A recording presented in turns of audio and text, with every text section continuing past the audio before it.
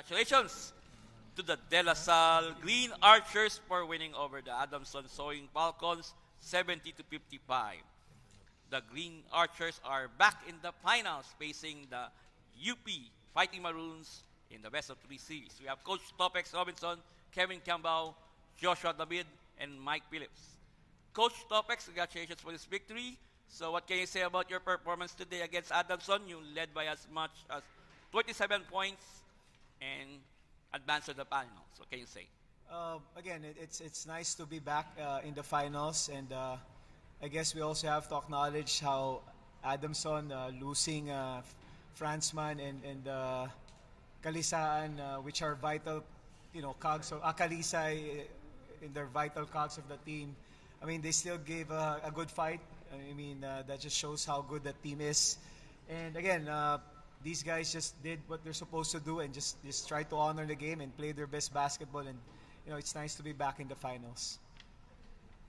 Thank you to KQ. You had 14 points, 3 rebounds, 3 steals, 2 assists, 2 blocks, and plus 15. So, yun nga, despite na yung sobrang angat kayo sa Adamson dahil nanalo kayo ng combined 55 points ng eliminations, hindi nyo pinabayaan yung Final Four na ito. So, what can you say about your team's performance today?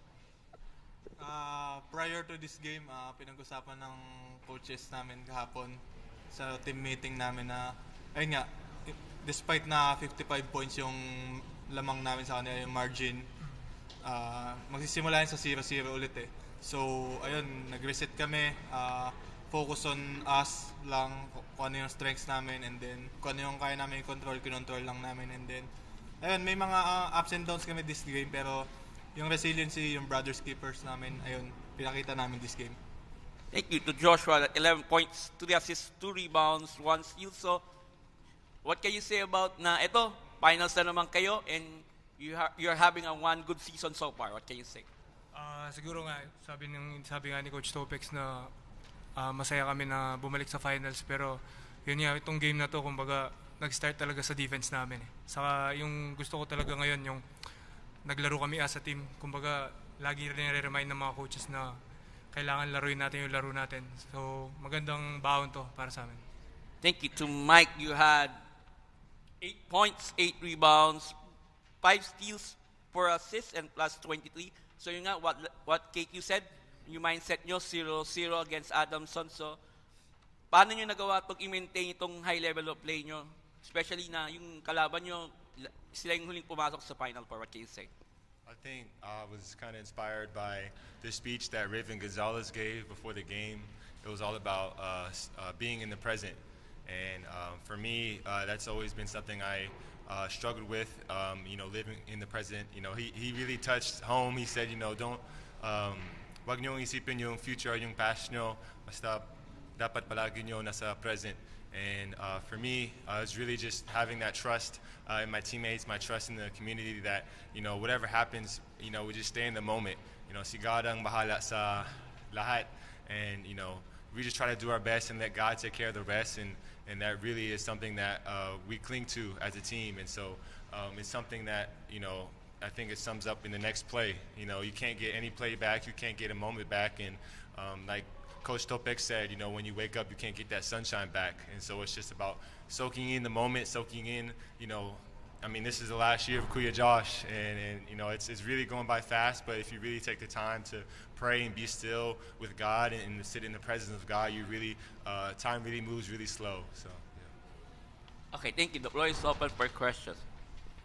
To everybody, you're gonna face UP again for the second straight year. Pero what are the biggest differences from the team last year and from the team this year, based on the 2 matchups you've had so far?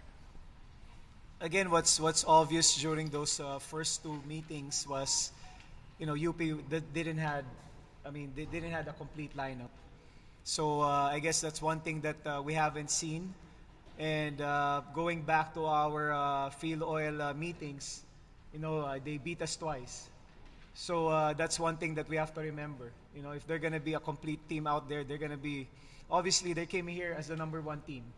We're just slowly catching up on the second spot. But again, in this finals, it's about how we're going to be prepared. we know UP is always going to be all out and try to be the best that they could be, and it's just going to make us better. It's just going to challenge us, and sabi nga namin, we don't really put so much on what the other team will do, but we're just going to focus on ourselves, and that's what's important with us. Coach, Adamson made a little run in the fourth quarter to narrow the gap, pero still you went out on top. Siguro, heading to the finals, what are some of the areas that you need to polish before that finals rematch against UP? Well, if you're going to look at the stats, we got out-rebounded. It's something that that was keeping us in the elimination, that we were the number one rebounding team, but we got out-rebounded. So that means, we still have a lot of work to do. It's good that we're going to have a few days to prepare for this finals, and again, yun na, ang dami pa naming dapat ayusin. We always make mistakes. KQ mentioned about it. Mike mentioned about it. So it's just another opportunity for us to learn and really experience growing in the finals, which only 8 guys came from that last year's finals sa amin. 7 are coming in new. So it's just something that could be a challenge for us heading into these finals. To KQ and Mike, nabanggit nyo na si Joshua last year na and other seniors din on your team. Siguro, gaano ka-hungry na lang kayo to give your seniors a fitting ending to their UAAP careers with a championship, hopefully? Yeah, Josh is someone who I personally draw a lot of inspiration from.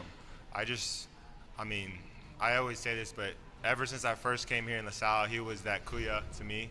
And we all personally got to witness his fight and his struggle with his injury. I remember in that Adamson gym, and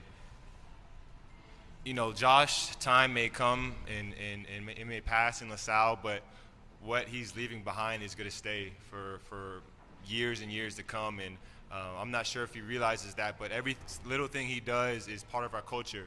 He's the one that he's gonna fist bump every single player. He's gonna talk to every single player, checking on everybody, and he's just like the big brother on the team. And so when I'm really down in those down moments, if I have my own personal struggles, my own personal injuries, I look to Kuya Josh, and he's just always smiling. I never see this guy mad or sad, and he just always has a smile on that face. He's really just been that bright spot for us, and so, and it shows.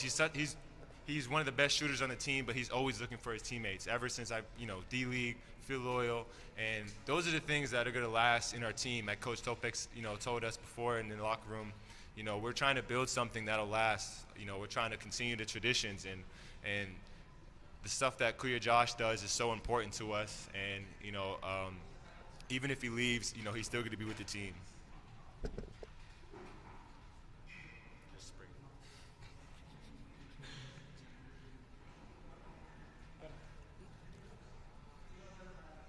Okay, Coach, ito na against UP, so it's a finals rematch again, so it's a 1-week break, so ano yung kailangan i-address ba? Siyempre, of course, yung UP may mindset din yan na they want to do for redemption, so what can you say?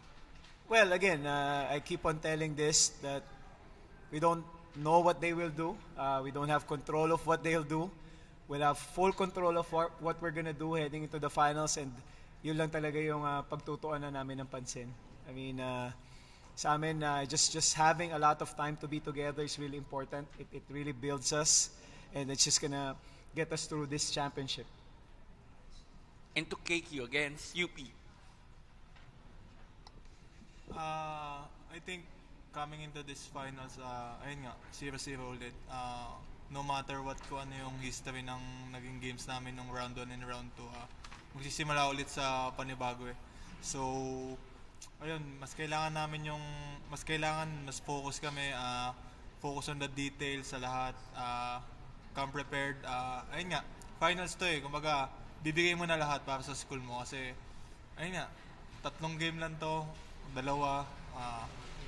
kung hindi pa ibigay yung best mo, baka may pagsisiyan ka pa in the future. So, ayun lang, be present lang na masaya kami na nandito kami sa pwesto sa finals. Pero, ayun nga, di pa tapos yung trabaho namin. Madami pa kami kailangan trabahuhin, and then, ayun, lahat kami excited.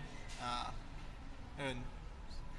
KQ, you're about to win your second UAP MVP. Parang ano lang masasabi mo? What improved sa game mo from last year, and parang ano pa yung mga nag-iba sa approach mo sa laro? Approach sa laro, siguro wala. I think, big big role dito yung buong teammates, buong coaching staff, buong management.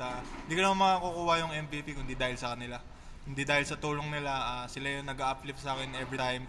Pag may mga down moments ako, sila yung nandyan para sa akin. So, yung inner circle namin, doon lang ako nagbe-base palagi. Kumbaga, yung MVP, hindi lang ako, lahat kami dito MVP, even the coaches. So, credit sa lahat dito sa amin. Alam ko, tinrabaho ko to, pero tinrabaho din nila kung paano kami nakadating dito. So, ayun, nonetheless, excited ako makuha yung award, pero hindi ko naman goal yun eh. Ang goal ko is mag-champion. Coach, just follow-up question. Thoughts on KQ's second MVP? Well, it's just, I mean, a blessing for us to have him. He really set the standard together with the rest of our leaders, Mike and Josh, and again, he deserves it. You know, it's really something that he worked on, and he didn't took any shortcuts. He did it the way a true MVP should do it, and yun nga, there's still a lot of championships to play, and hopefully it's gonna be a good experience for us heading into the finals, just to ride on what KQ will get as an MVP. Congratulations, Coach Topex. Okay, congratulations, Coach Topex, KQ, Joshua, and